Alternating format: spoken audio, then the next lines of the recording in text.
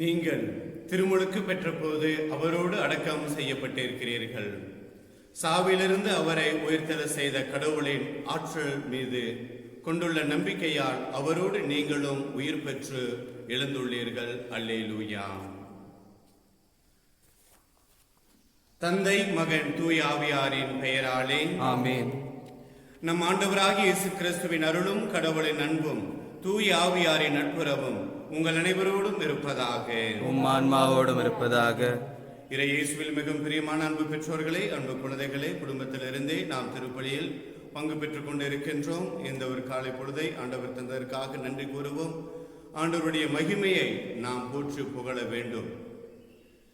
இன்றைய நாளில் அன்னை தெரேசா அன்பிய மக்களுக்காக குறிப்பாக நாம் ஜெபிப்போம். எல்லாவற்றுக்கும் மேலாக உலகத்தில் உள்ள எல்லா மக்களுக்காக, குறிப்பாக கொரோனா நோயினால் அவதிப்பட்டுக் கொண்டிருப்பவர்களுக்காகவும் அவர்களுக்கு சிகிச்சை கொடுத்துக் கொண்டிருக்கின்ற மருத்துவர்களுக்காகவும் செவிலியர்களுக்காகவும் சிறப்பாக ஜெபிப்போம். எல்லோருக்கும் மருந்து கிடைப்பதற்காக ஜெபிப்போம். இன்றைய நற்செய்தியில் சார அம்சமாக பேதுருவுடைய வார்த்தை மிகவும் சிறப்பான வார்த்தையாக அமைகின்றது. ஆண்டவரே, நாங்கள் யாரிடம் செல்வோம்? வாழ்வு தரும் வார்த்தைகள் உம்மிடம் தானே உள்ளன. இது ஆண்டவரை பார்த்து பேதுரு சொன்ன வார்த்தை. ஆனால் ஒட்டுமொத்த மக்கள் ஆண்டவருடைய வார்த்தையை பார்த்து இது ஏற்றுக்கொள்ள முடியாத வார்த்தை, இது நம்ப முடியாத வார்த்தை என்றார். அப்படி என்ன வார்த்தையை ஆண்டவர் சொல்லிவிட்டார், அல்லது கேட்டுவிட்டார், அல்லது பேசிவிட்டார்? இந்த வார்த்தையை ஏற்றுக்கொள்ள முடியாது, இதை ஃபாலோ பண்ண முடியாது என்று மக்கள் கடினமான வார்த்தையை சொல்லுகிறார்கள். அப்படி ஆண்டவர் என்ன வார்த்தை சொல்லிவிட்டார்? தகாத வார்த்தையை சொல்லிவிட்டாரா? கேட்கக்கூடாததை மக்களிடமிருந்து கேட்டுவிட்டாரா? அல்லது மக்கள் செய்ய முடியாத காரியத்தை அவர் சொல்லிவிட்டாரா? அல்லது ஒரு பெரிய மலையை தூக்கி மக்களுடைய தோள் மேல் வைத்து விட்டாரா? எதுவுமே இல்லை. நம்மளுடைய ஆத்ம பரிசோதனை வார்த்தை அவர் கூறுகின்றார். நாம் இந்த உடலுக்காக அலைந்து கொண்டிருக்கின்றோம். இந்த உடலை நாம் அழகுபடுத்துவதற்கு, இந்த வயிற்றை நாம் நிரப்புவதற்கு, இந்த முகத்தை நாம் பளபளப்பாக வைத்துக் கொள்வதற்கு, நம்முடைய சொந்தத்தை பெருக்கிக் கொள்வதற்கு, நம்முடைய சொத்தை நாம் பெருக்கிக் கொள்வதற்கு, நம்முடைய பேங்க் பேலன்ஸை இன்னும் அதிகரித்து வைப்பதற்கு, நான் நான் நான் மட்டும் வாழணும் என்று இருக்கின்ற அந்த ஒரு தீய எண்ணத்திலிருந்து நாம் அனைவரும் மாற வேண்டும். ஆவிக்குரிய பிள்ளைகளாக நாம் மாற வேண்டும். ஆத்மாவை நாம் சம்பாதித்துக் கொள்ள வேண்டும்.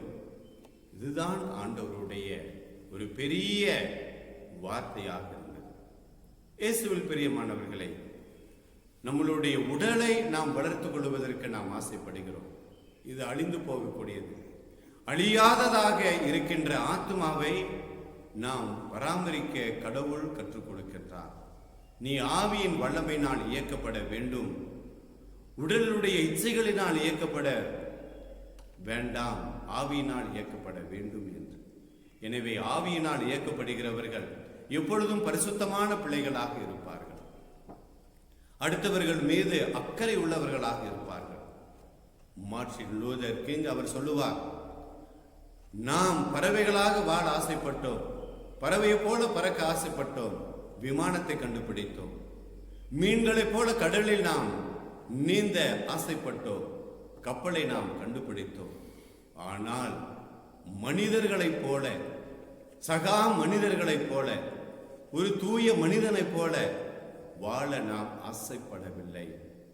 ஒரு இயேசுவை போல, ஒரு ஆவியானவரைப் போல, ஒரு தூயவர்களைப் போல, நல்ல காரியங்கள் செய்கின்ற நல்ல மனிதனைப் போல வாழ நாம் ஆசைப்படவில்லை. ஒரு தாய் தகப்பனைப் போல, ஒரு ஆசிரியரை போல நாம் வாழ ஆசைப்படவில்லை. என்ன ஒரு அநியாயம் என்று அவர் கேள்விக்குறியை வைப்பார். ஆம் பிரியமான குடும்பத்தாரே, அன்பு குழந்தைகளே, அன்பு வாலிப பிள்ளைகளே, நாம் யோசித்து பார்ப்போம். ஆண்டவருடைய ஒரே வார்த்தையால் பூமி உண்டாகியது. அதே ஒரே வார்த்தையால் கொரோனாவை ஆண்டவரால் நிறுத்த முடியும். லேசான காரியம். ஆனால் ஆண்டவர் நமக்கு கொடுக்கின்ற நேரம், எவ்வளவு காலம் தான் உங்களோடு நான் இருப்பேன், புரிந்து கொள்ள மாட்டாயா, அறிந்து கொள்ள மாட்டாயா என்று. எனவே புரிவோம், அறிவோம், விழித்திருப்போம், தனித்திருப்போம். மே மாதம் மாதாவுடைய மாதம். எனவே இந்த மாதம் முழுவதும் மாதாவிடத்தில் சிறப்பாக நாம் ஜெபிப்போம். மாதா சொன்ன முதல் வார்த்தை, அவர் சொல்வதெல்லாம் செய்யுங்கள் என்று. கானாவூர் கல்யாணத்தில் இயேசு சொல்வதெல்லாம் நாம் நம்மளுடைய ஆத்துமாவை பரிசுத்தமாக வைத்துக் கொள்ள வேண்டும். அந்த பரிசுத்தத்திற்காக ஜெபிப்போம். எல்லாம் வல்ல இறைவனிடமும் சகோதர சகோதரிகளை உங்களிடமும் நான் பாவியனை ஏற்றுக்கொள்கின்றேன். ஏனெனில் சிந்தனையாலும் சொல்லாலும் செயலாலும் கடமையில் தவறியதாலும் பாவங்கள் பல செய்தேன். என் பாவமே, என் பாவமே, என் பெரும் பாவமே. ஆகையால் எப்பொழுதும் கண்ணியான புனித மரியாதையும் வானதூதர் புனிதர் அனைவரையும் சகோதர சகோதரிகளை உங்களையும் நம் இறைவனாகிய ஆண்டவரிடம் எனக்காக வேண்டிக் கொள்ள மன்றாடுகின்றேன். எல்லாம் உள்ள அன்பு இறைவன் நம்மை இறக்கம் வைத்து நம் பாவங்களை மன்னித்து நம்மை நிலை வாழ்வுக்கு அழைத்து செல்வாராக. ஆமென். ஆண்டவரே இரக்கமாயிரும். ஆண்டவரே இரக்கமாயிரும். கிறிஸ்துவே இரக்கமாயிரும். கிறிஸ்துவே இரக்கமாயிரும். ஆண்டவரே இரக்கமாயிரும். ஆண்டவரே இரக்கமாயிரும். ஜெபிப்போமாக. ஆண்டவரே, புனிதமிக்க கன்னி மரியாவின் மாட்சிக்கு உரிய நினைவை கொண்டாடும் நாங்கள் உம்மை வேண்டுகின்றோம். இவ்வாறு அவரது பரிந்துரையால் நாங்கள் உமது அருளின் நிறைவிலிருந்து பெற்றுக்கொள்ள தகுதி பெறுவோமாக. எங்கள் ஆண்டவராகிய கிறிஸ்து வழியாக உம்மை மன்றாடுகிறோம். ஆமென்.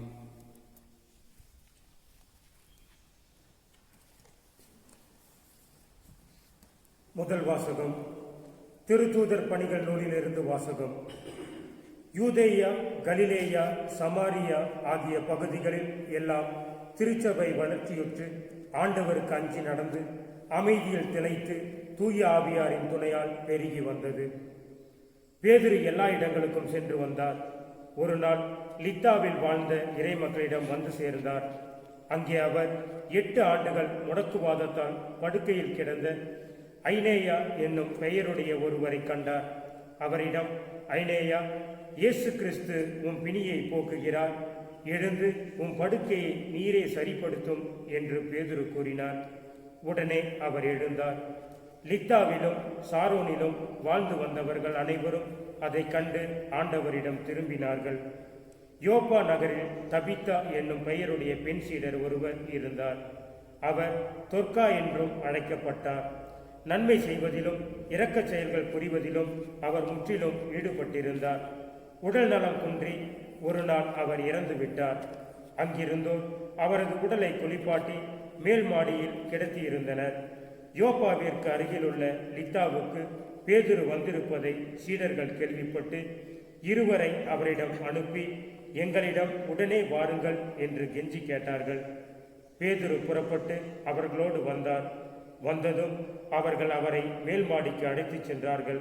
கைம்பெண்கள் அவர் அருகில் வந்து நின்று தொர்க்கா தங்களோடு இருந்தபோது செய்து கொடுத்த எல்லா அங்கிகளையும் ஆடைகளையும் காண்பித்தவாறே அழுதார்கள்.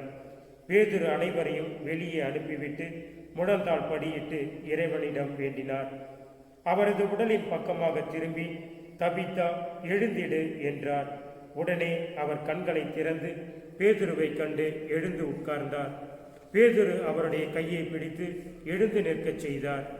இறை மக்களையும் கைப்பெண்களையும் கூப்பிட்டு அவர்கள் முன் அவரை உயிருடன் நிறுத்தினார். இது யோப்பா நகர் முழுவதும் தெரிய வரவே ஆண்டவர் மீது பலர் நம்பிக்கை கொண்டனர். ஆண்டவரின் அருள்வாக்கு. இறைவனுக்கு நன்றி. பல்லவி. ஆண்டவர் செய்த நன்மைகளுக்காக என்ன கைமாறு செய்வேன். ஆண்டவர் செய்த நன்மைகளுக்காக என்ன கைமாறு செய்வேன்.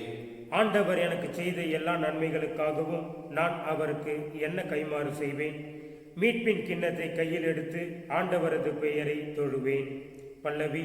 ஆண்டவர் செய்த நன்மைகளுக்காக என்ன கைமாறு செய்வேன். ஆண்டவரே, நான் உண்மையாகவே உம் ஊழியன். நான் உம் பணியாள், உம் அடியாளின் மகன். என் கட்டுகளை நீர் அவிழ்த்து விட்டீர். நான் உமக்கு நன்றி பலி செலுத்துவேன். ஆண்டவராகிய உம் பெயரை தொழுவேன். பல்லவி.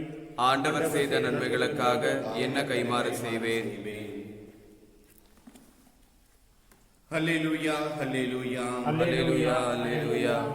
ஆண்டவரே, உமது வார்த்தைகள் வாழ்வு தரும் ஆவியை கொடுக்கின்றன. நிலைவாழ்வு அளிக்கும் வார்த்தைகள் உம்மிடம் தானே உள்ளன. அல்லேலூயா. அல்லேலூயா. அல்லேலூயா. ஆண்டவர் உங்களோடு இருப்பாராக. உமான்மாவோடும் இருப்பாராக. யோவான் எழுதிய நற்செய்தியிலிருந்து வாசகம். ஆண்டவரே மாட்சி உமக்கே. 6ஆம் அதிகாரம் இறைவசனங்கள் 60 69 முடிய. அக்காலத்தில் இயேசு நிலைவாழ்வு அளிக்கும் உணவை பற்றி கற்பித்துக் கொண்டிருந்த பொழுது சீடர் பல இதை கேட்டு இதை ஏற்றுக்கொள்வது மிக கடினம், இப்பேச்சை இன்னும் கேட்டுக்கொண்டிருக்க முடியுமா என்று பேசிக்கொண்டனர். இதை பற்றி தம் சீடர் முணுமுணுப்பதை இயேசு உணர்ந்து அவர்களிடம், நீங்கள் நம்புவதற்கு இது தடையாய் இருக்கிறதா? அப்படியானால் மானிட மகன் தாம் முன்பு இருந்த இடத்திற்கு ஏறி செல்வதை நீங்கள் கண்டால் அது உங்களுக்கு எப்படி இருக்கும்? வாழ்வு தருவது தூய ஆவியே, ஊனியல்பு ஒன்றுக்கும் உதவாது.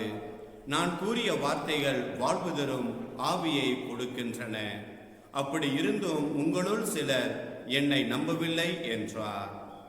நம்பாதோர் யார் யார் என்பதும் தம்மை காட்டிக் கொடுக்க இருப்பவன் யார் என்பதும் இயேசுவுக்கு தொடக்கத்திலிருந்தே தெரிந்திருந்தது. மேலும் அவர் இதன் காரணமாகத்தான் என் தந்தை அருள் கூர்ந்தார் அன்றி யாரும் என்னிடம் வர இயலாது என்று உங்களுக்கு கூறினேன் என்றார்.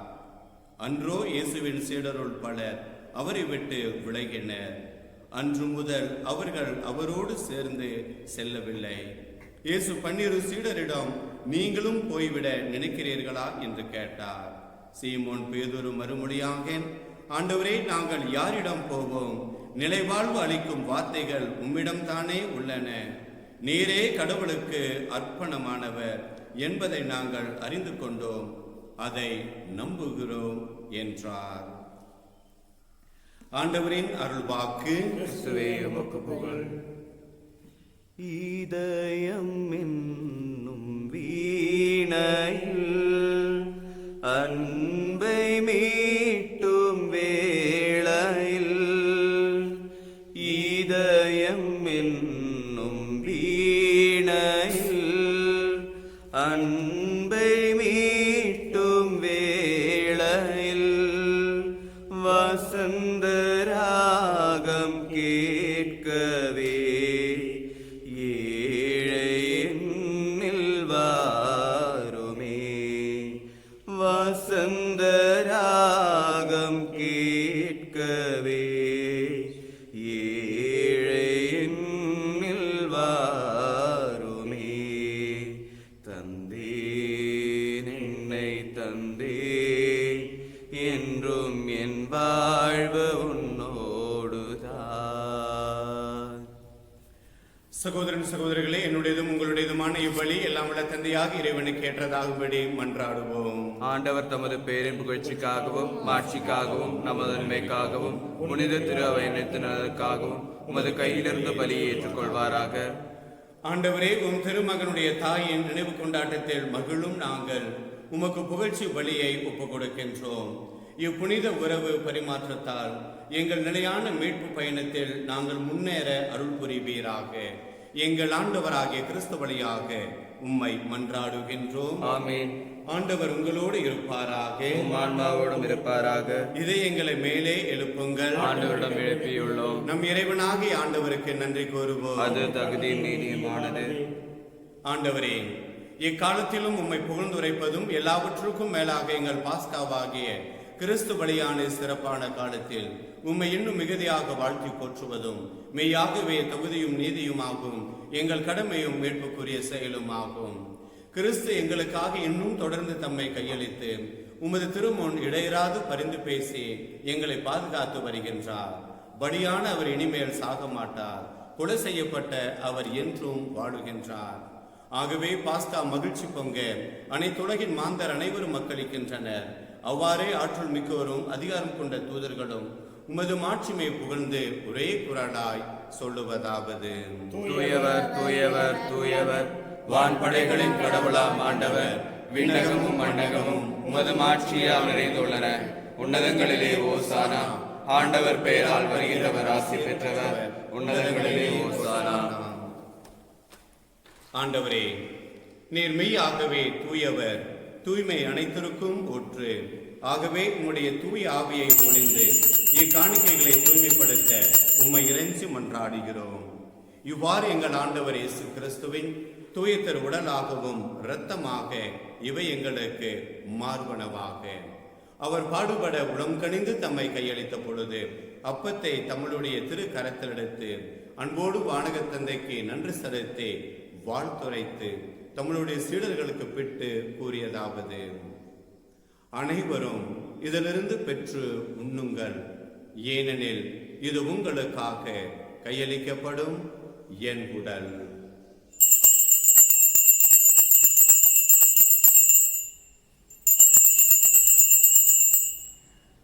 அவ்வண்ணமே இரவு விருந்தை அருந்திய பின் கிண்ணத்தையும் எடுத்து மீண்டும் உமக்கு நன்றி செலுத்தி வாழ்த்துரைத்து தம்முடைய சீடர்கள் அனைவருக்கும் அழைத்து கூறியதாவது: அனைவரும் இதிலிருந்து பெற்று பருகுங்கள், ஏனெனில் இது புதிய நிலையான உடன்படிக்கைக்கு என் இரத்தத்தின் கிண்ணம். இது பாவ மன்னிப்புக்கென்று உங்களுக்காகவும் பலருக்காகவும் சிந்தப்படும். இதை என் நினைவாக செய்யுங்கள்.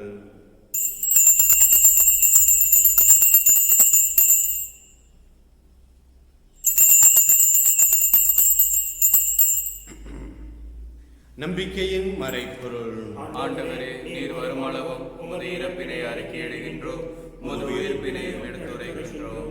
ஆகவே ஆண்டவரே, நாங்கள் கிறிஸ்துவின் இறப்பினையும் உயிர்ப்பினையும் நினைவு கூர்ந்து வாழ்வதரும் அப்பத்தை மீட்பளிக்கும் கிண்ணத்தையும் உமக்கு ஒப்புக் கொடுக்கின்றோம். உம் திருமுன்னன்று உமக்கு ஊழியம் புரிய தகுந்தவர்கள் எங்களை ஏற்றுக்கொண்டீர். எனவே உமக்கு நாங்கள் நன்றி நவிழ்கின்றோம். மேலும் கிறிஸ்துவின் உடலிலும் இரத்தத்திலும் பங்கு கொள்ளும் எங்களை தூய ஆவியானவர் ஒன்றுபடுத்த வென்றுமென உம்மை தாழ்மையுடன் மன்றாடுகிறோம். ஆண்டவரே, உலகெங்கும் பரவிருக்கும் உமது திரு அவையை நினைவு கூர்ந்தருளும். எங்கள் திருத்தந்தை பிரான்சிஸ், எங்கள் மறைமாவட்ட ஆயர் அமல்ராஜ், எல்லா திருநிலையினர் ஆகிய அனைவரோடும் உமது திரு அவை அன்பில் நிறைவு பெற செய்தருளும். மேலும் உயிர்த்தெழும் எதிர்நோக்குடன் துயிர் கொள்ளும் எங்கள் சகோதரன் சகோதரிகளையும் இறந்தோர் அனைவரையும் இரக்கத்துடன் நினைவு கூர்ந்தருளும். உமது திருமக ஒளி என்னுள் ஏற்றருளும். எங்கள் அனைவரும் மீதும் இரக்கமாயிரும். கடவுளின் கன்னித்தாயான புனித மரியா, அவருடைய கணவரான புனித யோசேப்பு, புனித திருத்தூதர்கள், இவ்வுலகில் உகந்தவராயிருந்த புனிதர்கள் அனைவருடனும் நாங்கள் நிலை வாழ்வில் பங்கு கொள்ளும் தகுதி பெற்று உம் திருமகனே கிறிஸ்து வழியாக உம்மை புகழ்ந்தேத்த வரமருள மன்றாடுகின்றோம். இவர் வழியாக இவரோடு இவரில் எல்லாம் வல்ல இறைவனாகிய தந்தையே, தூய ஆவியாரின் ஒன்றிப்பில் எல்லா புகழும் மாட்சிமையும் என்றென்றும் உமக்கு உரியதே.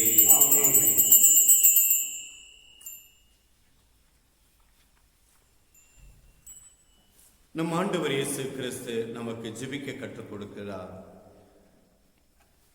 ஆண்டவருடைய இந்த ஜெபத்தில் நம்மளுடைய அன்றாட தேவைகளுக்காக நாம் ஜெபிக்கும் வேளையில் இனிமே இப்படி நாம் நம்மளுடைய உலகத்தை தூய்மையாகவே நாம் வைத்துக் கொள்ள வேண்டும். இந்த தூய நிலையிலிருந்து தவறுகின்ற பொழுதுதான் எல்லா நோய்களும் எல்லா பிரச்சனைகளும் நமக்கு வருகிறது. எனவே நம்மளுடைய நீலகிரி மாவட்டம் இந்த துன்பத்திற்கு ஆளாகாமல் ஆண்டவர் நம்மை பராமரிக்கிறார் என்றால், ஓரளவுக்கு நல்ல மக்கள் இருந்து இந்த உலகத்தை பராமரிக்கிறார்கள். நாம் நீலகிரியை இன்னும் நாம் தூய்மையாக வைத்துக் கொண்டிருக்கின்றோம். தொடர்ந்து இந்த தூய நிலையில் நாம் இருப்போம். இயற்கையும் தூய்மையாக இருக்கட்டும், நம்மளுடைய ஆத்மாவையும் தூய்மையாக வைத்துக் கொள்ள செபிப்போம். விண்ணுலகில் இருக்கிற எங்கள் தந்தையே, உமது பெயர் தூயதென போற்ற பெறுக, உமது ஆட்சி வருக, உமது திருவுளம் விண்ணுலகில் நிறைவேறுவது போல மண்ணுலகில் நிறைவேறுக. எங்கள் அன்றாட உணவை எங்களுக்கு தாரும். எங்களுக்கு எதிராக செய்வோரை நாங்கள் மன்னிப்பது போல எங்கள் குற்றங்களை மன்னியும். எங்களை சோதனைக்கு கொடுத்தாதேயும், தீயோரிடமிருந்து எங்களை திருளும். ஆண்டவரே, தீமை அனைத்திலும் இருந்தும் எங்களை விடுவித்து எங்கள் வாழ்நாளில் அமைதியை கனிவுடன் அருள உம்மை மன்றாடுகிறோம். உமது இரக்கத்தின் உதவியால் நாங்கள் பாவத்திலிருந்து எப்பொழுதும் விடுதலை பெற்று யாதொரு கலக்கமும் என்று நலமாய் இருப்போமாக. நாங்கள் எதிர்நோக்கி இருக்கும் பேரின்பத்திற்காகவும் எம் மீட்பராகிய இயேசுவின் வருகைக்காகவும் காத்திருக்கின்றோம். ஏனெனில் ஆட்சியும் வல்லமையும் ஆட்சியும் என்றென்றும் உமதே. ஆண்டவராகிய இயேசு கிறிஸ்துவே, அமைதியை உங்களுக்கு விட்டுச் செல்கிறேன், என் அமைதியை உங்களுக்கு அளிக்கிறேன் என்று உம் திரு தூதர்களுக்கு மொழிந்தீரே. எங்கள் பாவங்களை பாராமல் உமது திரு அவையின் நம்பிக்கையை கண்ணோக்கி உமது திருவுளத்துக்கு ஏற்ப அதற்கு அமைதியும் ஒற்றுமையும் அளித்தருள்வீராக. என்றென்றும் வாழ்ந்து ஆட்சி செய்கின்றவர் நீரே. ஆமென். ஆண்டவருடைய அமைதி உங்கள் அனைவரோடும் இருப்பதாக. உம் ஆன்மாவோடும் இருப்பதாக. அன்பு குடும்பத்தாரே, ஆண்டவர் தருகின்ற அமைதியை பெற்று பகிர்ந்து கொள்வோம். அமைதி உண்டாகுக. உலகின் பாவம் போக்கும் இறைவனின் செம்மறியே, எமேல் இரக்கம் வையும். உலகின் பாவம் போக்கும் இறைவனின் செம்மறியே, எமேல் இரக்கம் வையும். உலகின் பாவம் போக்கும் இறைவனின் செம்மறியே, எமக்கு அமைதி அருளும். இதோ நம் ஆண்டவர் இயேசு கிறிஸ்து உலகின் பாவங்களை போக்குகின்ற செம்மறி. இந்த செம்மறியின் திருவிருந்திற்கு அழைப்பு பெற்ற நாம் அனைவரும் பேறு பெற்றோம். ஆண்டவரே, நீரமில்லத்திலிருந்து வர தகுதியேற்றவர், ஆனால் ஒரு வார்த்தை மட்டும் சொல்லுங்கள், எனது ஆன்மா நலமடையும். ஆண்டவரே, உம்முடைய திருவுடலை உட்கொள்கின்ற அனைவருக்கும் நிலை வாழ்வு தருவீராக. ஆமென்.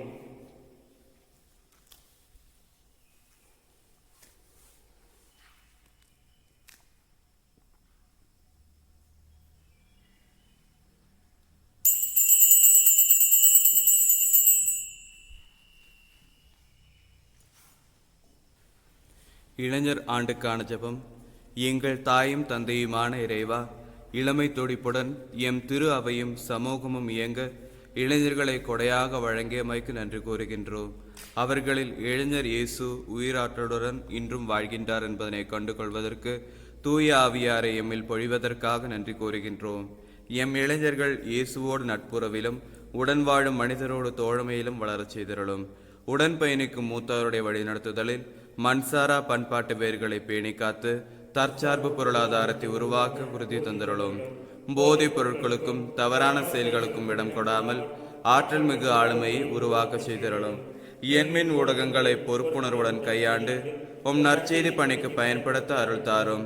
ஜாதி மத வேறுபாடுகளையும் பாலின பாகுபாடுகளையும் அகற்றி சமத்துவ சமூகம் படைக்க வழிகாட்டியருளும். இயற்கையோடு நல்லுறவு கொண்டு சுற்றுச்சூழலை பாதுகாத்து சமூக அக்கறையும் அரசியல் ஈடுபாடும் கொண்டு அழைத்தலை தெளிந்து தேர்ந்து கொள்ள துணிவை தந்தருளும். இவ்வாறு இளைஞர் இயேசுவின் மனநிலையில் ஆற்றலோடு மாற்றம் நோக்கி பயணிக்கும் நல்லிளைஞர்களாக வாழச் செய்திருளும். ஆமீன். ஜெபிப்போமாக. ஆண்டவரே, விண்ணக உணவால் ஊட்டம் பெற்றுள்ள நாங்கள் உம்மை கெஞ்சி வேண்டுகின்றோம். அருள்மிகு கன்னியிடம் பிறந்த உம் திருமகனை இவ்வருள் அடையாளத்தின் வழியாக உட்கொண்டுள்ளோம். அதனால் எங்கள் சொற்களால் அவரை அறிவிக்கவும் செயல்களால் அவரை பற்றிக்கொள்ளவும் அருள்வீராக. என்றென்றும் வாழ்ந்து ஆட்சி செய்கின்ற அவர் வழியாக உம்மை மன்றாடுகின்றோம். ஆமீன்.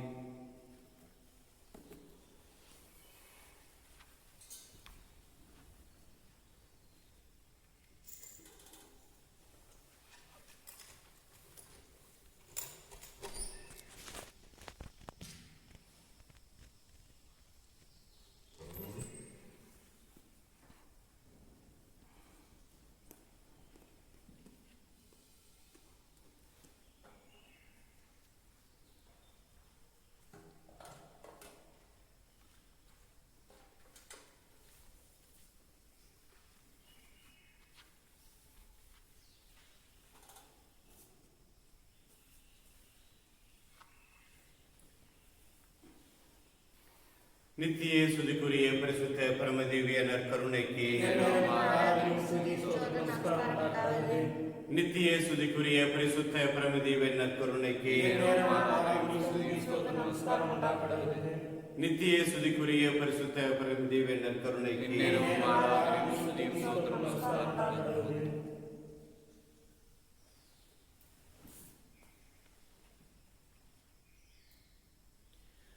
யாரிடம் செல்வோம் இறைவா, வாழ்வு தரும் வார்த்தையெல்லாம் உம்மிடம் அன்றோ உள்ளன. யாரிடம் செல்வோம் இறைவா, இறைவா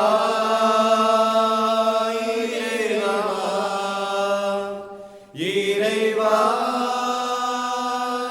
இறைவா.